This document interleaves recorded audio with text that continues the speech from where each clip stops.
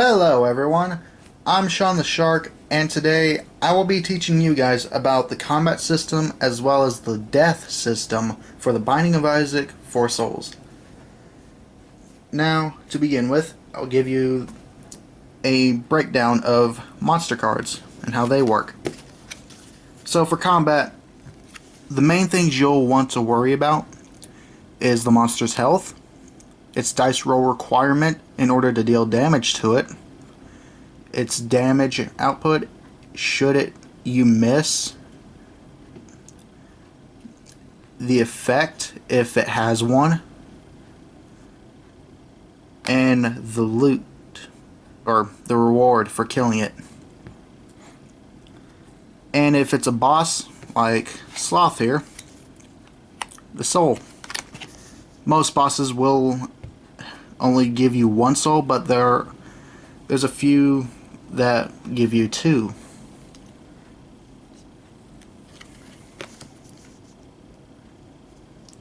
Now, every player can only attack once per turn, and only during your turn.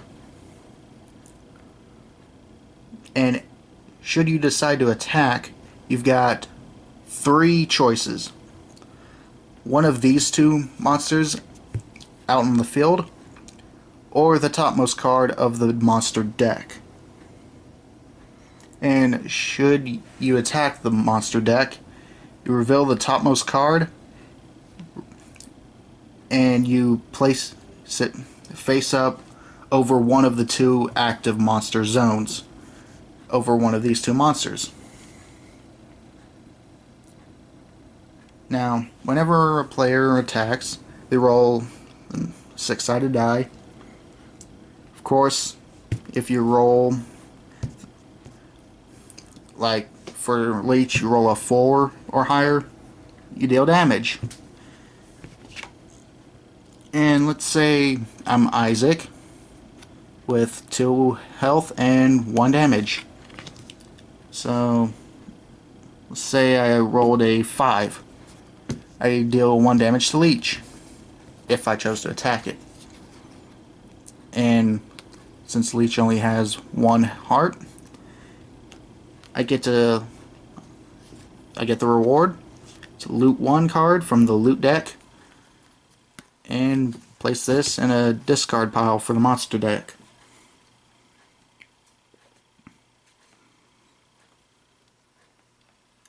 However, if I rolled a 3 instead, or lower, I would end up taking 2 damage, and since I only have 2 hearts, I would get killed by Leech. Though, I'll be going over death in a few minutes. And of course, if, let's say I attack Death, not Death, Sloth instead. Since I only do 1 damage, or if I rolled a 4 or higher, he'd still have 2 hearts, and you can use the 8-sided die that came with the game to keep track of how much damage you do.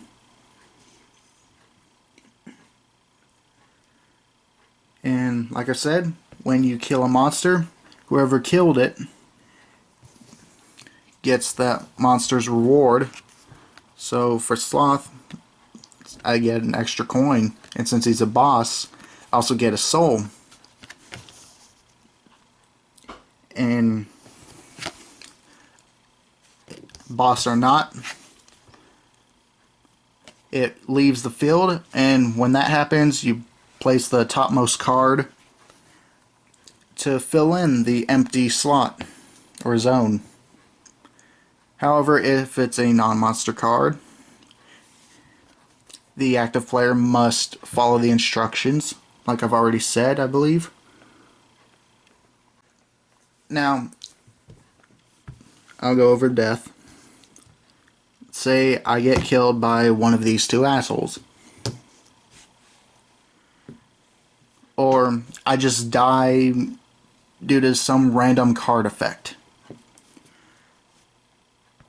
If that happens, the player who died, or players, must pay what is known as the death penalty.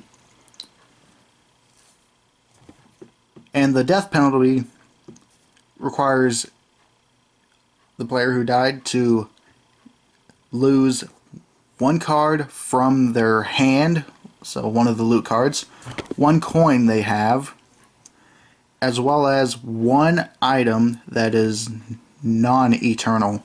So anything that's not your starting item or an item that says eternal, you have to get rid of. And in addition to that penalty, the player who dies must deactivate all of their activated items and their player card, marking the end of their turn.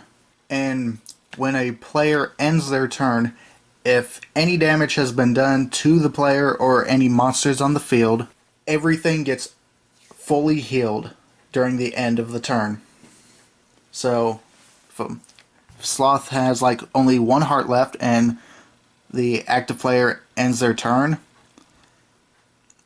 Sloth will be fully healed to 3 hearts. And if I took damage, but I still got 1 heart, I get fully healed to 2. And that is how the combat and death systems work for the Binding of Isaac 4 Souls. So, thank you all so much for watching.